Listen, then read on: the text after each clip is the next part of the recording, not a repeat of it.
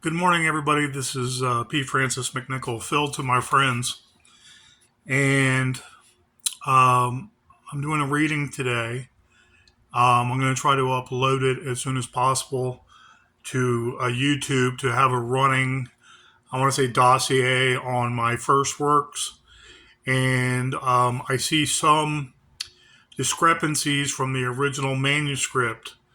And after the Better Business Bureau complaint, when I was getting taken for granted, basically written up, published, cover done, the epilogue and prologues done.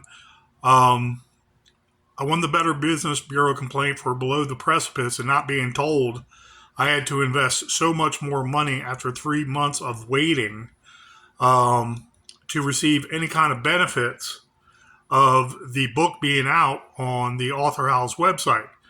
And yes, they were available at other retailer book sites like Barnes and Nobles. Walden Books was one back 10, 15 years ago. And so what transpired was I won the Better Business Bureau complaint because I wasted 3 months of my time while I'm trying to finish this. And then all of a sudden I was reading this and I was like, because I won the Better Business Bureau complaint and I had over 300 outlets I can contact to promote both books. The manuscript or the books I was reading didn't match my manuscripts, and there was extra commas, there was extra words, there was not many, mind you, maybe 3, 4, 5, having to do with punctuation throughout a 100-page book. That is not good odds for a professional author, and I was not happy about it because each time I paid $2 and a resubmission fee of $200 to make one correction. When I got a book back and look at the transcript, there was another one. Okay, and I was not happy at all. There was a certain point when I was moving down to Virginia at the beginning of 2008, I want to say March of 2008, I was not messing with Taken for Granted anymore. So bear with me. Some of it is my reading ability with my eyes and then verbalizing it with a broken eardrum. So I apologize. But I am so proud of both books because even with some anomalies in this book, Taken for Granted, this could be adapted to a screenplay and be anybody's best horror movie of the year where all people can enjoy. And with my history of studying horror, real ghost stories that are eerie and well put together, and they lead you up to a direction you didn't really expect, but it wasn't something that just made you feel like a fool. It was something that made you feel like, wow, that was a great movie, great ending, great acting. The screenplay wasn't overdone. The actors understood their roles and really played humanistic roles in their acting, where it was believable. And trust me, if you see enough of the same movie and you look at the dialogue and you look at them speaking, sometimes you can't even understand the words they're saying, okay? But you understand the gist of what they're saying by sentences, and some other sentences more pronounced, okay, in their enunciation. And you're like, yeah, but I didn't know that they said this at the beginning. I didn't know that they trailed off and said this.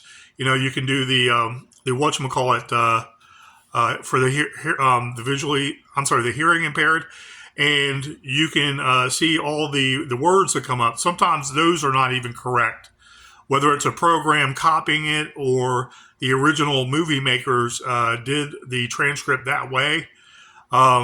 Sometimes it doesn't make altogether sense, but it was great acting. So you kind of could anticipate what they were thinking. And it's the plot, it's the scenes, it's the multiple characters bringing a different ending or a more intriguing ending than you were suspecting. So if you see a screenplay, a good example that was not a horror movie was Quills.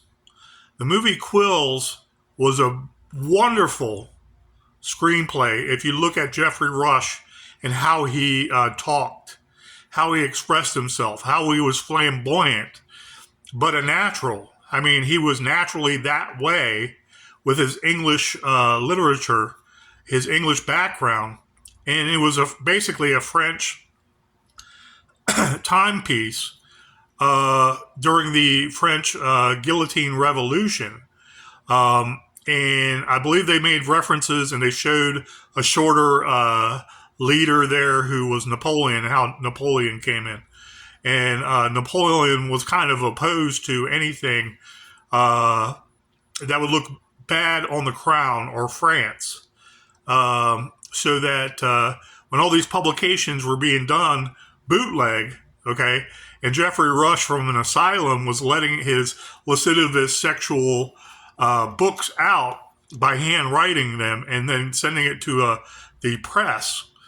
The press would make a book and he'd receive some money once the press sold those books and those copies. Even at the end of the 1600s, the end of the 1700s and beginning of the 1800s, the press was still not a fine art. But great literature people did want to read, and they knew good art from bad. You know, they can read a newspaper where it was just slinging dirt on someone, a public official or an opposite political figure, and it's not altogether written well, and it's by the editor, and the editor just has some clout because the editor is part owner of this publication or this newspaper, and a lot of it was used, especially in France, to sling mud. Okay, in 1809, Poe was born, and he lived to 1849, and he showed how ignorant a lot of the editors were with his brilliance. He went to France, he went to Italy, he learned all the romantic languages, and he was even more skilled. It's not known by just his works, but the people and everybody he had contact with, okay, was probably more skilled than Shakespeare. Shakespeare was his own island, so to speak, and he brought English to the forefront for entertainment in plays, in screenplays and plays, and probably some written works. Oh, well, all the written works, don't get me wrong, but some written publications back then. And he had a certain amount of alliteration where he can make up stuff as he goes along.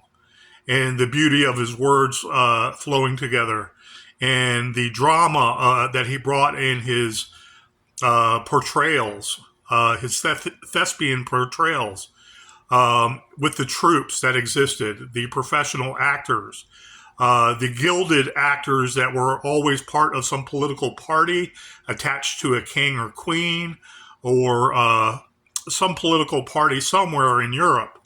They learned their skill well with the drama arts, so to speak. Poe was more a literalist with his flamboyance. And he would go on long diatribes where you see a whole page is one paragraph, but it makes so much sense because you keep on reading and it's all falling into place, his whole statement of what he's saying in one paragraph. And then he'll go to the next one, related, but a little different in another, kind of diatribe, but all English grammar and punctuation correct.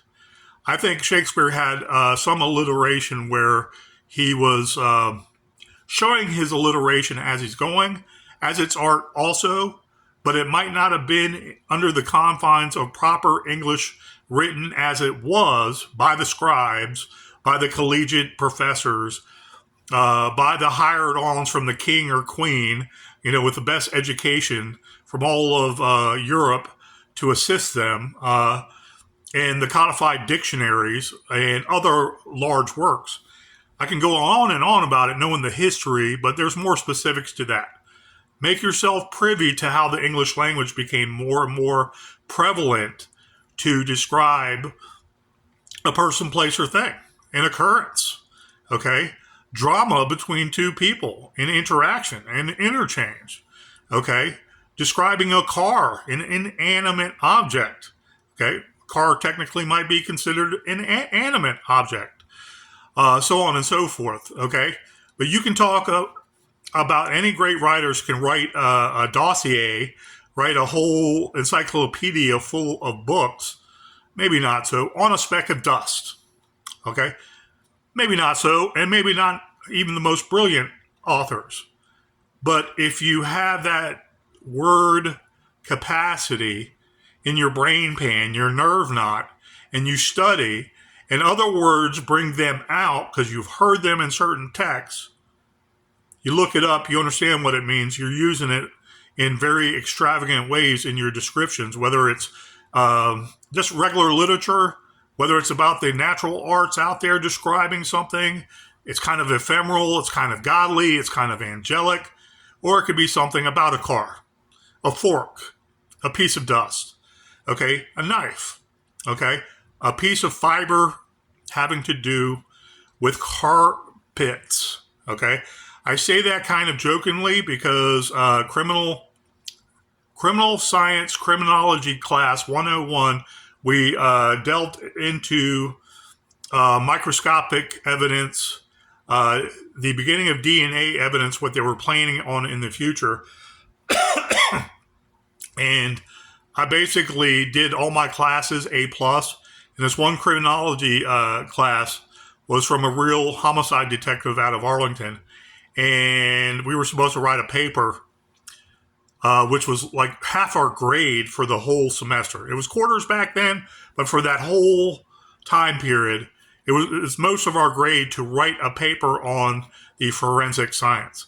And I basically looked up everything having to do with carpet fibers, and I winged it in one night and wrote it up. It was a 3-page description of how a microscope can look at different carpet fibers, how they are made with the dacrons and all the 3M and DuPont fibers they started making, especially since post World War II, with the plastics, okay, with the oils that made the different polymers and what have you. And I winged it, and he could tell I won it, and he gave me a C. Anyways, I laugh about that because that was just one paper on carpet fibers, okay? Anyways, I'm doing chapter 3 today of Taken for Granite. And let me start. And the header is Chords and Pulleys. As Patrick began to wake, he heard in the front field a rumbling motor of the tractor earlier than he had expected. Confused, as the windows quaked within their individual panes of glass, the guest stooped over the sill, peeking groggily out into the court. Mr. Buchanan! Mr. Buchanan! Buck sat inside of the tractor, bobbing up and down and twisted, not knowing what he could barely hear. Finally, he turned up to the nunnery, seeing the window filled in by Pat. Oh, take your time. I'm just doing one plot today. What? Pat yelled. I can't hear you. Pat pulled up his blue jeans in haste as Buck waved off the younger help. The tractor rolled past the rancher, disappearing to the front and out of sight. Pat hurried to dress and fled out the convent's door into the oblong courtyard of gravel and limestone. He went on the partially paved roadway and bore to the immense field of green, passing the artistic walkway at the house porch. What you got to do is aim 6 feet to the side of the next one over and about 3 feet short of where the headstone's supposed to be. Okay, does that headstone get dug too, or does it just stand there? Pat queried, holding his ears at the side of the yellow metal beast. Unfortunately, that's a manual job, just to clear a spot a foot by 2 or so. Well, you got the hard part. Yes, sir. Just grab a shovel on the side there and count 3 feet from where the hole starts. There you go, Buck said, pointing. He continued the black mushroom gears forward and diagonally, rotating the shovel scoop. As they dug, Buck rotated on his seat and placed loads of unearthed dirt to the outer edges of the graves. On the growing sound, On the growing mounds of dirt laid a packet of artificial turf, along with highly polished brass pulleys. Pat dug efficiently by cutting out a perfect rectangle, gauging the width of the hole by his spaded head. While he stomped down, he stared at the shiny poles that emulated a classy bar's footrest. To the front of the rancher, he then observed Ursula and the children carry the family tabby out onto the lawn. "What are those for?" "What?" Buck yelled over the clatter and diesel fumes. What are those for?" "Oh, them? That's a coffin bracket. I call it the elevator." "You'll see shortly," the operator stated, grinning. Pat observed a hidden twinkle in his eyes and sat his arms above the tip of the spade handle. As he stood, Pat delved into his vivid fantasy world, admiring the children playing frisbee with each other and laughing like he had once with his twin and best friend. His smiling grew wider as the family's dog, a Dalmatian, sprinted from the rear of the rancher, joining in. "You have a nice family." "Oh, thank you. You can have them if you want," Buck answered, kidding. The yellow machine dug lower while its hind end began to rise slightly. While the tractor jutted and hesitated, Pat observed the metal-blocked feet press further into the softer, spongy earth. "Is that normal, Buck?" "What, my family?" No, sir. That there. It's sinking down about a foot." "Oh, that's okay. That grave was just finished Saturday, midday. Sad thing, too. No one came but the coppers who delivered the dang casket. The headstone was even from charity." Pat stood in disbelief, figuring a much emptier picture. "Not even a sibling?" "No, I guess he outlived any of them, you'll see. You'll see. It happens more than we care to admit. It's a shame. You'll see." "Yep, shame. I see what you're saying. I guess that's why I'm always a little envious of the great old American way." "It ain't that bad, Pat. You're still young, have plenty of time," Buck stated, turning off the tractor. Pat began to speak, purposely hushing his tone. "Yes, sir. Plenty of time. Hey, do you think we could look out on the hillside today?" You surely wish to get started, don't you? Well, I was hoping you would. Anyway, just sit tight for the ceremony at 11. "Sounds good. Is that all there is today?" "11's the only one today. Give me a hand with those rods." Pat started handing Buck the shiny brass poles that had sockets welded into their corners and supports right under their shafts. Like a champion chess player, Buck took what was handed to him, assembling the bracketed pulley system, reeling in the thick gauge wire and two spools on one side of the block, and latching them to the others across the hole. As Buck attached the spinner handle, Pat looked on amazed. "You do it once, you never forget," said Buck, drenched with sweat and a certain musty stench. Moisture from the days prior began to gravitate up from the squishy ground as the pair both pinched at their t-shirts. Patrick took a more careful note as Buck almost finished. "That thing holds how much?" "Done right, it could hold that tractor. Done wrong, it would drop a crib. But all you got to do is hand tighten so there's no slack. Like this. Then the bearers place the casket across the board here. Voila! Ready for last rites and some remembrances. Should there be any, that is."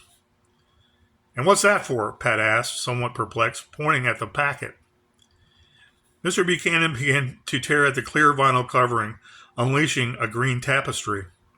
It unfolded and opened bright green, briskly expanding into artificial turf. "This is simply to cover the red dirt that we just picked. Sometimes the ground gives off a fart smell that really annoys the congregation, so to speak. It also looks more presentable to the deceased and family if they have a long sermon or eulogy or whatever." Makes sense. You don't show much dirt in the movies, unless it's a cowboy movie, huh? That's exactly it, and that's all there is to it. Like I said, after this, and if there's time, we'll take a stroll along the sites and yank the rotted stuff up. People come back, you know. Could be, Pat replied in agreement. The two men took a casual stroll through the manicured yard towards the office as cloudy overcasts subtly billowed away through the mountain's higher draws. Standing, waiting at the edge of the pole, Pat attempted to emit an air of condolence when the contracted pastor gave his rehearsed eulogy in earnest. Little changed the faces of the two constables that stood to his rear and grumbled, clearing their phlegm-ridden throats either. Like the statues that malignantly watched over their occupants below, the men to his rear were astutely still at attention. Pat trembled, feeling watched and exposed, the only witness to the necrotic event that wore on his emotions like he hadn't anticipated. He quietly pivoted around his stance, noticing all heads were bowed down in prayer. With a deep breath, he sucked in and cordially coughed, taking most of the tension out of the base of his own chest. Carefully listening on, he felt Mr. Buchanan to his side and calm. Even Ursula, standing beside the pastor, assisted him in masking that familiar tedium that involved funerals he was never used to. So, as we lay to rest Carmen, we realize our transgressions against you, our Lord. Please forgive us, Father. Take our brother into your kingdom as we ask for your mercy and forgiveness. As we sinners, and not know of the goodness that truly grows in your heart, the kingdom. Amen. Lower the spool pull, Patrick. That's it? Lower the lever. Oh, okay, Buck. Sorry, Pat whispered, becoming alert. He walked to the side of the grave cautiously and swiveled the rotary downward in a smooth motion. As he did, he glanced up at the missus and caught a peculiar grimace of acceptance and compassion. Pat's twisting came to a soft ending as the board sat at the bottom of the dark hole, thumping dully. Sorry, Pat repeated in a raspier hush. Buck raised a hand in one motion, waving to cut Pat politely short of any further dialogue with another mysterious twinkle in his older icy eyes. Pat understood, erasing any impulse he may have had, shrugging his shoulders, relieved his job was over. When the constables and pastor left the lot, Buck drove back the backhoe, parking it to the side of Carmen Humphrey's resting place, and filled in the plot concisely. Hardly anything was asked of the newly hired hand that day, or any other day for that matter. Patrick Johnson would fill in the holes on a plot-by-plot basis, but spectated more than anything, filling in the graves and digging a sparse depression for the simple marker. Even clearing a usable trail up into the budding hillside led to little oversight. Buck took a liking to the kid, almost like a long-lost uncle who trusted his missing nephew because of his youth. And that's how it stayed after that first day at the Laureate County Cemetery. At least for the first week, that is. Come the first Friday, Pat received a rather large paycheck for 4 half days of short, intermittent labor. Pat even languished in the possibilities of seeing Ursula, as little female companionship showed or visited at the Buchanan Cemetery grounds. So, on the final day of the week, Pat wished to celebrate and go shopping for a few better items he couldn't haul while hitchhiking on the road. A case of Rosselstein Ale, American-style lager. He even added in the cost of a cooler and bag of ice needed to keep his stowed stash as cool as the Buchanan's immense Westinghouse dual-door refrigerator. Before dinner, as Pat washed up, he sat reading an old newspaper. Ursula and Buck brought and gave over as entertainment almost daily. Surprisingly to Pat, nothing stood out as interesting or grander than perhaps an expected natural passing of an old matron or patron who attempted to outlive bequeathed money pits and legal legacy knots.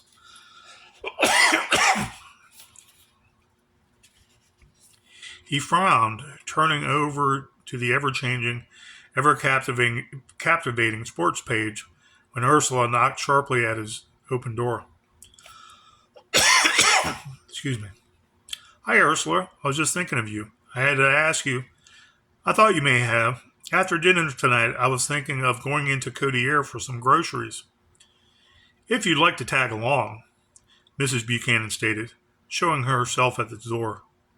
Pat quickly eyed her long, slender legs, concealed with a sheer slip, and carnation-flowered blouse with black backdrop. Yes, I'll help you guys out. Whatever you need. That is, sure. I'm just shopping. Buck's taking the kids to a movie. It's been a good first week. How was your first week here? Good. I can't ask for more, so no problem. He doesn't mind, though? Pat asked, undressing the lady out of her church-going attire with his eyes.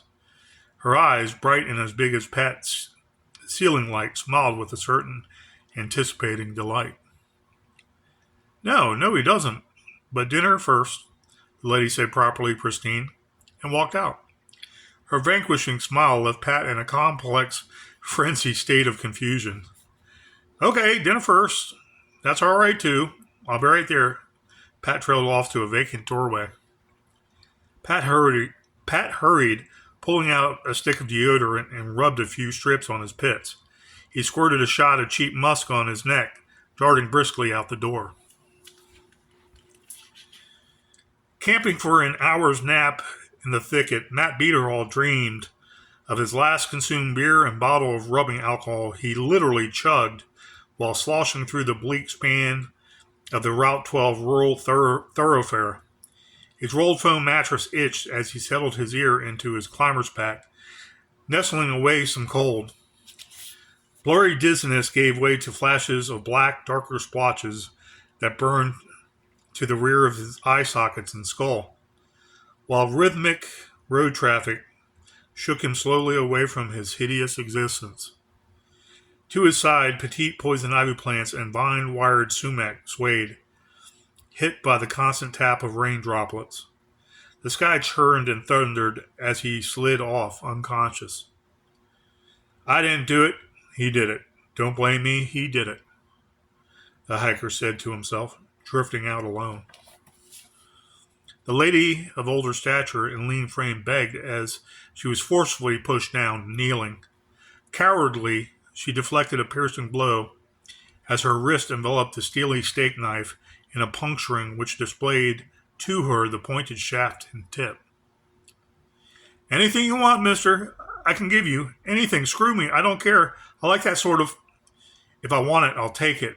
But you're giving so much more than mere cunning, you rag-wearing witch. So much more. Give me that back. With another overhand thrust, the man stabbed the older spinster in her mouth, effectively ending further pleadings and annoying babbling. Coming to an end, the shrieking ceased as her bare-breasted thorax fell near the bedroom door opening. Rummaging in the den, the man opened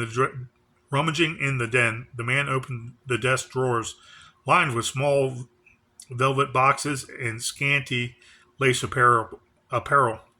Some with the miniature boxes contained sparkling diamond pendants, while others kept snug heirlooms with deceased relatives' photographs and descendant profiles of years before. As he searched, he came to the one he fixated on, a necklace in sterling silver that opened for all to see. He pocketed the trinket and returned to the master bedroom for his finale. The man lifted a lifeless body and laid it over the silky satin sheets, dropping her down across the oval-shaped mattress.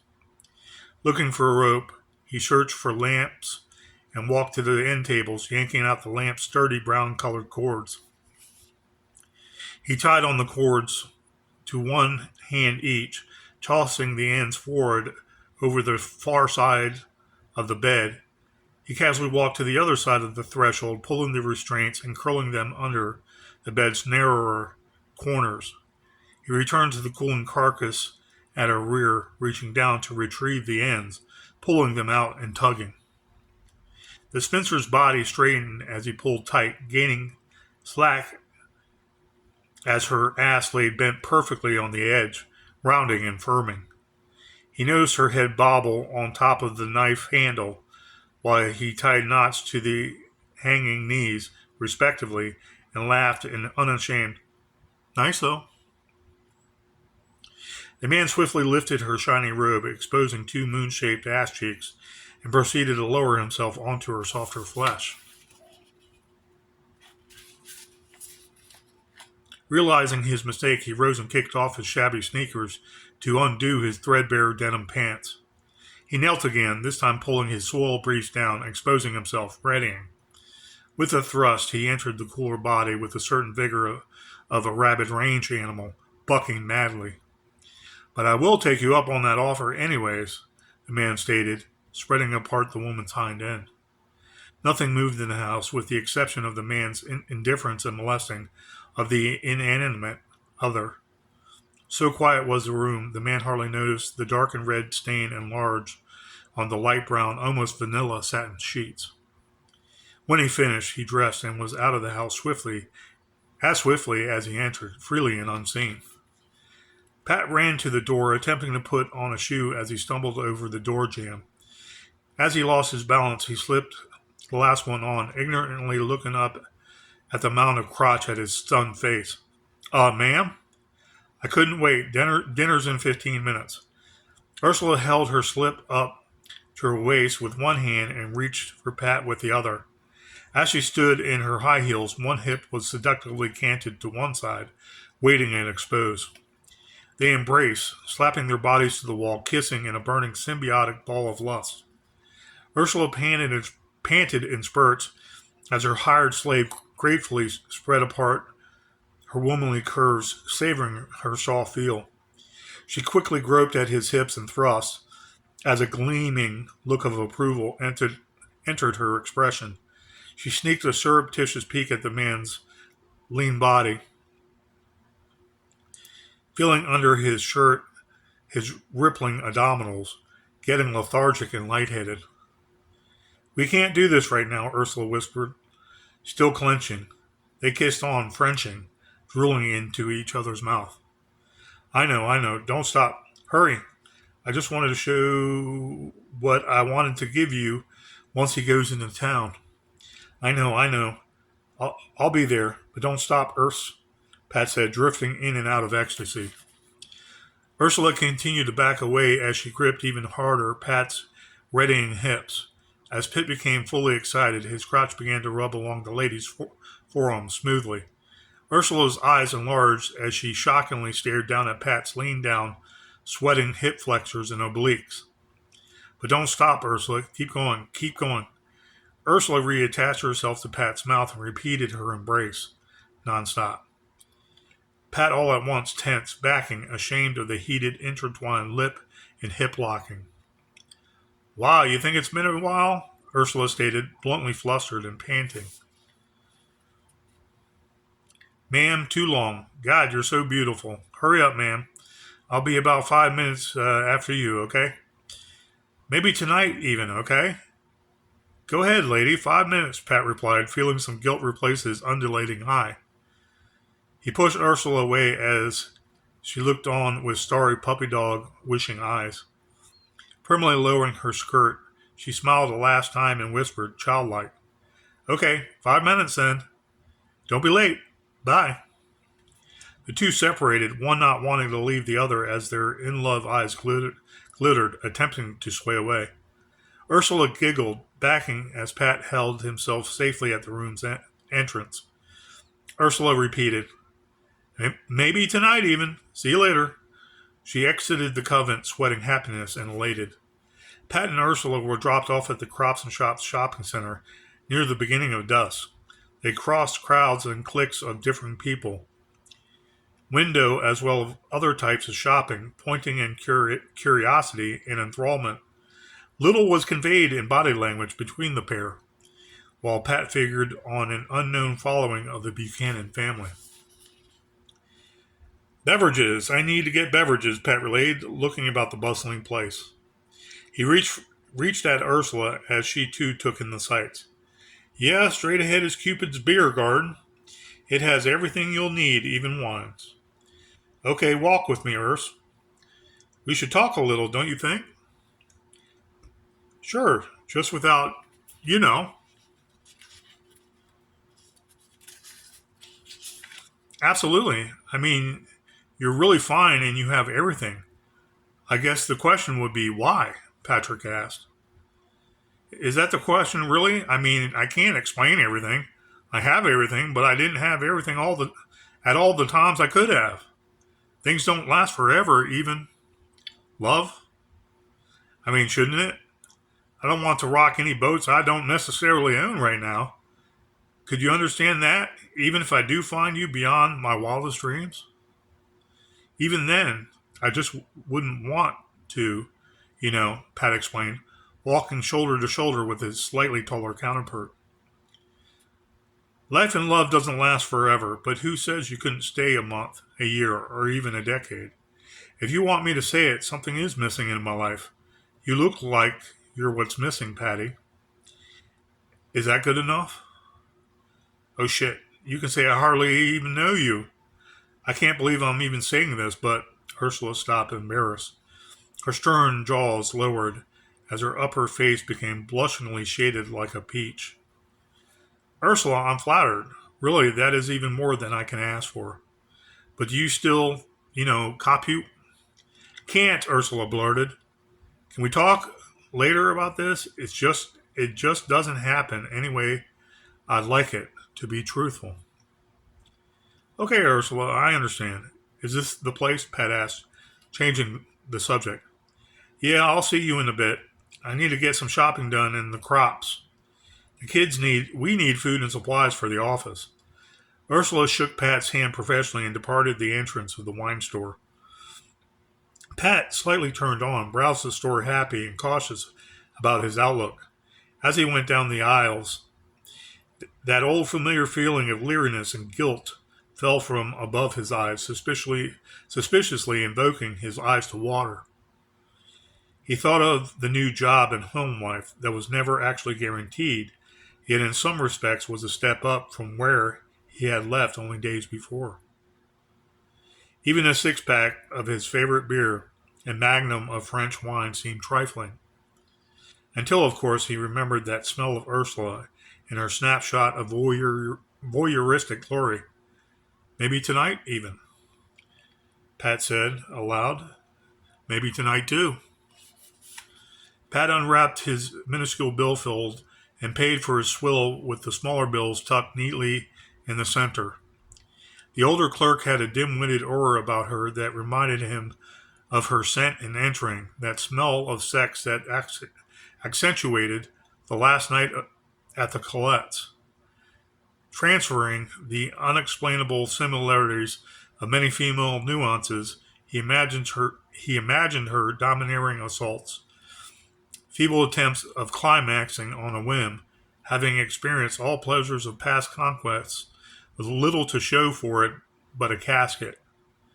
Then, with a twist of the brown paper bag, Ursula's trim crotch became clearer in his cloudy fantasy of shame. Thank you, ma'am. Yes, sir. Please move along, mister. Damned if you do, damned if you don't. Excuse me? One iota. I guess I oughta, huh? That concluded Chapter 3, Chords and Pulleys of Taken for Granite. And I'm going to finish up this book doing one chapter a day in time and show you why Taken for Granite is liked and is one of the better horror ghost novels you'll ever read, I promise you, in your life. It's that good. I mean, people just love this, and it shows a little more steamy side of relationships and then corruption and why ghosts come back. And not everybody that gets killed, that might be in prison, not all the bad people we might look at as being bad because they're criminals, let's say, are necessarily the worst part of our society. Sometimes it's those in power with their corruption, is more my point. And it was fun to write this. It took me less than 2 weeks to write this. I played around with it about 2 weeks afterwards, maybe 3 weeks. It took more than a month to have this finished. And it was much better when I sent the master manuscript to Author House. And I'm surprised it reads as well as it does under some circumstances of sabotage. I hate to say it. Or a lackluster polishing of this and making me pay $2 for a correction. This is back then in 2008. $2 a correction, $200 resubmission fee once it's submitted. This was submitted and it cost me an arm and a leg. 100 pages. 98 pages. It's actually more than that. It's about 150 pages because of fonts. Anyways, hope you enjoyed this reading of Chapter 3, Taken for Granite. Please go out and buy yourself a copy. I'm telling you, you'll love it. Thank you. Have a great day.